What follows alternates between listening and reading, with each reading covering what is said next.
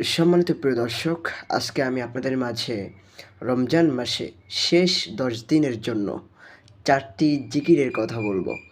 যে ৪টি জিকির নবী করিম সাল্লাল্লাহু আলাইহি ওয়াসাল্লাম সবসময় আমল করতেন।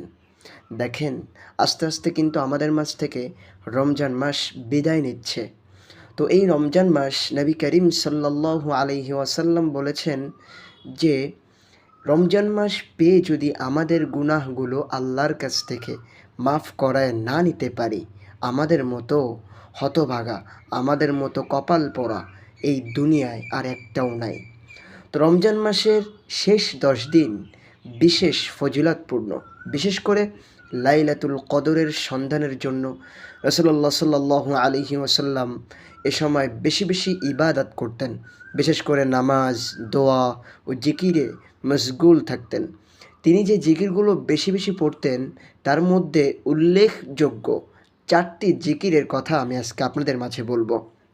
১ নম্বর হচ্ছে লা ইলাহা ইল্লাল্লাহু ওয়াহদাহু লা শারীকা লাহু লাহুল মুলকু ওয়া লাহুল হামদু ওয়া হুয়া আলা কুল্লি শাইইন কাদির। আল্লাহ ছাড়া কোনো সত্য উপাস্য নেই। তিনি একক, তার কোনো অংশীদার নেই। সমস্ত রাজত্ব তার, সমস্ত প্রশংসাও তার। আর তিনি সব কিছুর ওপর সর্বশক্তিমান। এই জিকিরটা নবী করিম সাল্লাল্লাহু আলাইহি ওয়াসাল্লাম বেশি বেশি করতেন। দ্বিতীয় নম্বর যে জিকিরের কথা আমি আজকে আপনাদের মাঝে বলবো সেটা হচ্ছে আস্তাগফিরুল্লাহ, আস্তাগফিরুল্লাহ, আস্তাগফিরুল্লাহ। আমি আল্লাহর কাছে বেশি বেশি করে ক্ষমা চাই। এজন্য এই ইস্তিগফার বেশি বেশি করে পড়বেন। ৩ নম্বর হচ্ছে আল্লাহুম্মা ইন্নাকা আফুন তুহিব্বুল আফওয়া ফা'ফু আন্নি। আল্লাহুম্মা ইন্নাকা আফুন তুহিব্বুল আফওয়া ফা'ফু আন্নি। হে আল্লাহ, আপনি অত্যন্ত ক্ষমাশীল, ক্ষমা করতে ভালোবাসেন, তাই আমাকে ক্ষমা করে দিন। সুবহানাল্লাহি ওয়া বিহামদিহি সুবহানাল্লাহিল আযীম। সকল মহিমা ও প্রশংসা আল্লাহ, যিনি মহামান্বিত ও মহান। এই জিকিরগুলো বেশি বেশি করে পাঠ করলে রমজানের শেষ দশকের ফজিলাত লাভ করা যায়। এই জন্য বেশি বেশি করে যে ৪টি জিকিরের কথা আমি বললাম, এই ৪টি জিকির বেশি বেশি করে করে পড়বেন। আবদুল্লাহ নামে একজন সাধারণ মুসলিম ব্যক্তি ছিল, কিন্তু এবারের রমজানে তিনি নিজেকে বদলানোর সংকল্প নিয়েছেন। প্রতিদিন ইফতারের পর তিনি মসজিদে গিয়ে রাত জাগেন, ইবাদতে মগ্ন থাকেন। এক রাতে এতেকাফে বসে তিনি ভাবলেন, আমি কিভাবে আমার রবকে সন্তুষ্ট করতে পারি। তার মনে পড়ল রাসূলুল্লাহ সাল্লাল্লাহু আলাইহি ওয়াসাল্লাম শেষ দশকে ৪টি বিশেষ জিকির বেশি বেশি করে পড়তেন। তাই তিনি সিদ্ধান্ত নিলেন এই ৪টি জিকিরের মাধ্যমে তিনি আল্লাহর কাছে ক্ষমা চাইবেন। প্রথম জিকির লা ইলাহা ইল্লাল্লাহ ওয়াহদাহু লা শারীকা লাহু লাহুল মুলকু ওয়া লাহুল হামদু ওয়া হুয়া আলা কুল্লি শাইইন কাদির।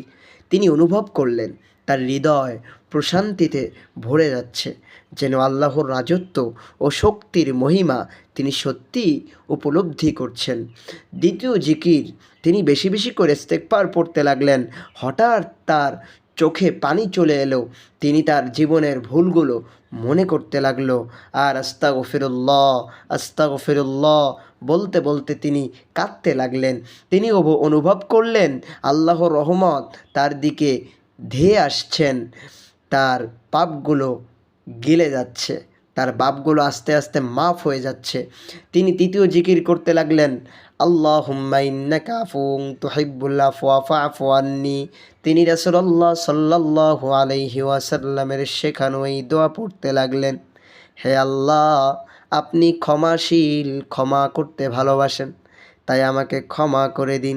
তিনি ভাবতে লাগলেন, যদি আজই লাইলাতুল কদর হয়, যদি আজই আমার দোয়া কবুল হয়। এই ভাবনায় তিনি আরও মনোযোগ দিয়ে আল্লাহর কাছে প্রার্থনা করতে লাগলেন।